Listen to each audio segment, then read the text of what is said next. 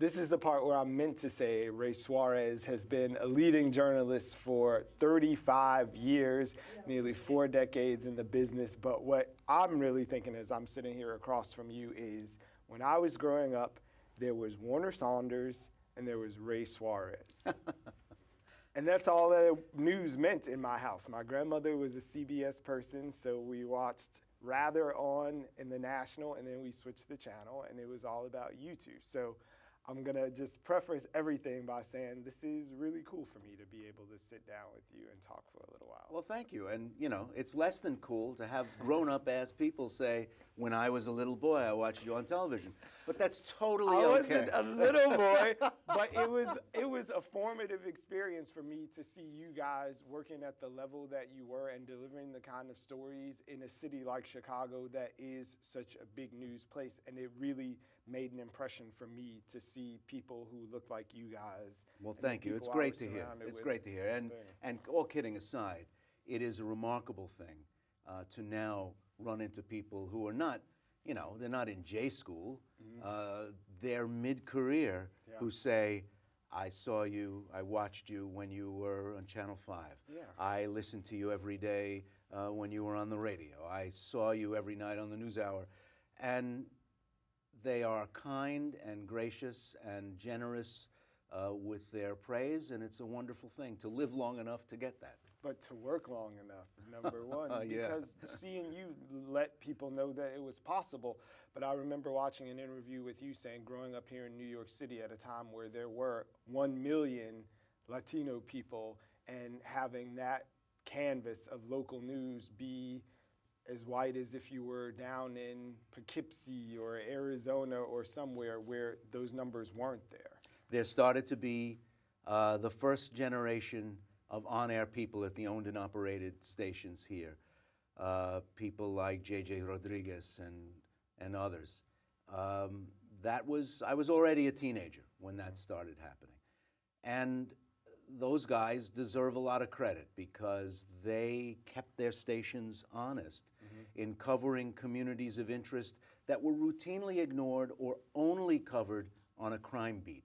Gotcha. The aspirations, the struggle for civil rights, the struggle for equal personhood and equal citizenship that was going on all over the city in those years didn't matter at all until something went down and you had to go with spinning police lights and young guys with their hands on the hoods of a car. That's how our neighborhoods showed up on the news. That first generation of reporters started to break that model, thank God. In your experience going around the world doing the reporting that you've been doing, if you would put where we are in America and compare that to any other country where you've reported from and seen people's struggles or triumphs, if there's anything analogous to where we are right now. Well, you know, it's funny. If we put it in our minds to cover America like a foreign country, we might take some of the pushback more seriously. It was a part and parcel of overseas coverage to send foreign correspondents to see civil commotion and tumult and resistance of governments of the day. And we understood that to be part of understanding what was going on in other parts of the world. And yet we dismiss that here because we have an established government that's elected and have always had one. We seem to think that resistance here is somehow aberrant, is somehow a departure from the norm, is somehow less licit than if they have an uprising in somewhere in southern Africa and we go and point cameras at it or download video from a satellite feed and say, look at what these people are doing. They're taking their destiny in their hands and they're pushing back against their government. When you do that here, we think of it as something that messes up traffic. And you know, why are those people standing at the entrance to the Brooklyn Bridge? Don't they know they're messing up my commute? Yeah. We tend to see America as a settled place where all these arguments are over and somehow fighting back is no longer the order of the day. And I don't know if we're going to stick with that. If things get tumultuous enough here in the coming years, we may have to rethink that model. So the people, the press, and the president, all of those things sort of have a full stop behind them, siloed. What comes to mind when you hear something like that, the people depressing the president? You know, I've been talking about that as I travel around the country because we are in new territory. In the past, when the president got caught saying something that wasn't true, the president would say it, the news business would say in a very polite way, the president said this thing, and here's some other information. It appears not to be true. Right. The White House would quickly retrace its steps, either, if there was no other way around it, apologize, right, or restate it in a way that was closer to the truth, or say, we made a mistake, to try to get it off the front page and move on. Now we have a president who says things routinely that are not true. There's no other way around it. They're just not true. The press, out of decades, really a century of habit, comes up and says, in increasingly less polite ways, the president said this thing that's not true. The president doesn't apologize, doesn't change what he said. Right. His advisors go out into the public and defend the untrue thing that he said and insist that in some kind of way it still is true. And they attempt to turn the people against the press. These are new sets of relationships where now reporters are becoming more and more comfortable using the L word, lie. You know, misstate, misspoke, mistaken, all these other euphemisms are very common. But now, the mighty New York Times, using the word lie in a headline, using it in a lead paragraph. We're in a new arena where public distrust of our product, the thing that we work hard to put on the air for them, is rising. Right. It's ginned up and encouraged by the governmental sector that is telling the public, we are liars. And so far, just out of habit, out of muscle reflex, we're doing a lot of the same old things because we haven't figured out how to adjust to this new reality of rising public mistrust and an elected sector where people are just pointing to us and saying, those guys lie all the time, telling the public not to believe what we're telling them in order to give them cover to continue to lie. It's an amazing, amazing set of circumstances and dangerous, not good for us as a country.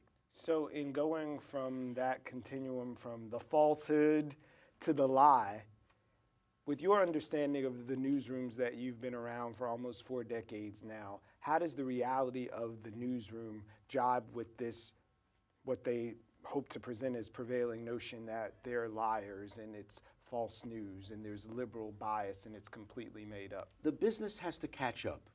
If I had to diagnose, like a doctor, what was going on, I suspect, and I still spend some time in newsrooms, that some of the things that are being said are so out there, so obviously and evidently wrong, that we sit back in newsrooms and say, well, nobody's going to believe that. That's just silly. When a man who is about to become the President of the United States says, the unemployment rate is not 4.7%, it's more like 40%. Right. And actually there's 95 million people out of work. That's just dumb. And wholly verifiable. Right, and the Bureau of Labor Statistics hasn't changed the way it counts employed people, unemployed people, who's in the workforce. None of that has changed. Right. So you sit in the newsroom and everybody says, well, that's just crazy. Who's going to believe that? Who's going to believe that? When the president says to a country that is safer in many respects than it's been in a century, that murder is at a 45-year high, we just shrug our shoulders and say, well, what are you going to say to that? Not only is it not sort of true or kind of true, it's like totally 180 degrees untrue. Right. Murder is at the lowest level that it's been in decades. Okay, we can't just sit back in the newsroom and say, nobody's going to believe that. We have to get out there and put meat on the bones. If you're trying to run a government, if you're trying to run a society, help a society run properly, don't you make different choices if murder is at a 45-year high versus if it's at a 50-year low? Don't you want to go to the places that have successfully brought down the level of violent crime and say, what did they do? What works? What can we learn from this place so that we can go to the Miamis and the Myrtle Beaches and the Chicagos, to places that truly are experiencing terrible, terrible violent crime, and say, look, we're going to bring this model of community peace from this other place where it worked. Why would a leader want to tell people that they're more in danger than they've been in half a century? I don't get it entirely. What do you think it is about this moment where people are more apt to believe those things that they know in their experiential lives in large part aren't true? If we were at 40% unemployment, that would mean that you would have a lot more friends who are out of work, that you would have a lot more funerals that you had to attend. Where are we as a culture that we're so ready to buy these things when we have a fourth estate who's out there waving the flag saying, not so? At the height of the Great Depression, unemployment was between 25 and 30%, the worst it's ever been in American history. There would be full-on social collapse if we had 95 million unemployed people. I think we are so used to having a society that pretty much all of the time pretty much works for pretty much everybody. I mean, I got on a subway platform this morning. I swiped a card. The machine read the card. The steps were safe and level, and I got up to the platform. The train came in. I got here. Nobody was killing anybody. Nobody was robbing anybody. Everybody was reading their paper, talking to their buddy, looking at their phone. Yeah. I came out here on Flatbush Avenue. The lights turned red. Traffic stopped. We don't have social chaos in this country. Yeah. We have some deep-seated and challenging problems. Right. But if you go other places in the world, you can see what real chaos is like. Okay. It is in some leaders' political interest to, instead of saying, no, actually, we're doing pretty well. Let's celebrate our success and figure out how to do even better. I don't understand the zest for overstating the problems. I saw an interview American recently. carnage. Yeah, American carnage. Well, Newt Gingrich was on CNN with Alison Camerata, and he was talking about the rising tide of violent crime. And she just said, but that's not true. And he said, well, what do you mean that's not true? And she said, well, President Trump keeps saying that murder is at a 45-year high. It's at a 50-year low. And Newt Gingrich said, but people don't feel that way. And he entered into this almost surreal argument with the anchor over what was the defining social characteristic, whether people were really killing each other or how they feel. And he came down, a man who had been third in line for the presidency, came down on how people feel, and he dismissed her and basically said, if you want, you can stick with the theoreticians.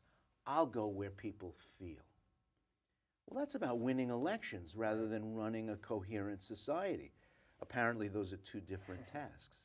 Well, apparently. So we're almost wrapping, but I just wanted to get into the digital thing because you are a big tweeter. You're very active digitally, and I wondered how the advent of all of that technology, like mobile production unit in your pocket, has affected the business and the public's ability to believe in journalism.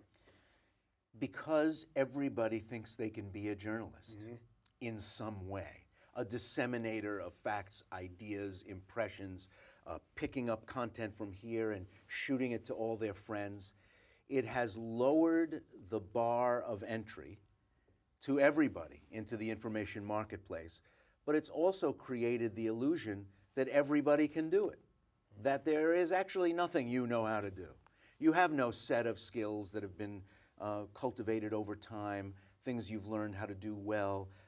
Everybody's a journalist now, which means kind of nobody is, because... Isn't that better for the Republic? You don't have these people who are giving us breadcrumbs when it's open sourcing. Everyone find out what you want to know. I'm worried because it's diluting the confidence in the work that we're really trying to do when we're trying to ferret out the truth and tell people what's what and explain to them why things are the way they are. Everybody's doing that, and the other people don't necessarily bring to it the set of disciplines, the idea that you have to have attribution, that things actually have to be true before you say them to thousands of people. This is a brave, new, crazy world where everybody's just shouting at the top of their lungs to see whose message sticks. I'm not sure that that good, sober, honest reporting plays well in that kind of marketplace. I'm frightened for the future.